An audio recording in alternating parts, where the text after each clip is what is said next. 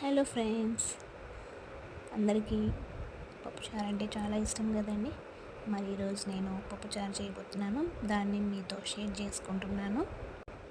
ఒక 200 గ్రాముల పప్పుని నీట్గా కడిగి పెట్టుకోవాలండి. అందులోకి ఒక ఆనియన్, 2 టమాటోస్, మిరపకాయలు, ఒక తెల్లగడ్డపాయ తీసేసుకోవాలండి. ఇవన్నీ కూడా వేసి ఉడకపెట్టుకొని పప్పుచారు చేసుకుంటే చాలా టేస్ట్గా వస్తుంది. మీరు కూడా ఒకసారి ట్రై చేయండి.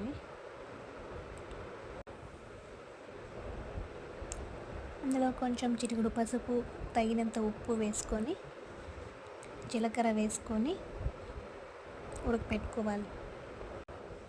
ఒక 6-7 విజిల్స్ వచ్చేంత వరకు ఉడకనివ్వాలి.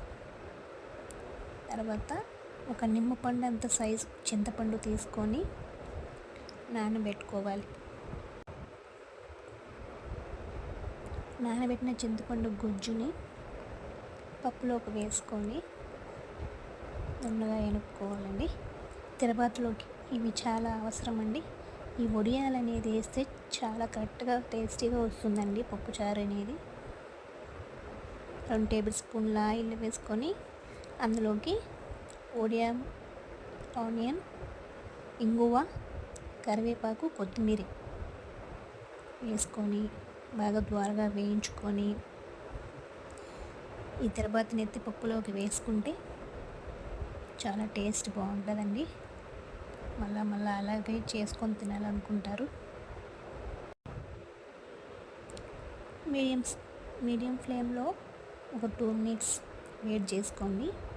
చాలా చక్కగా అయితే వస్తుందండి పప్పుచారు. ఇలా ఒకసారి ట్రై చేయండి, చాలా బాగుంటుంది. ఈ వీడియో నచ్చినట్లయితే లైక్ చేయండి, షేర్ చేయండి. ఓకే, పప్పుచారు రెడీ.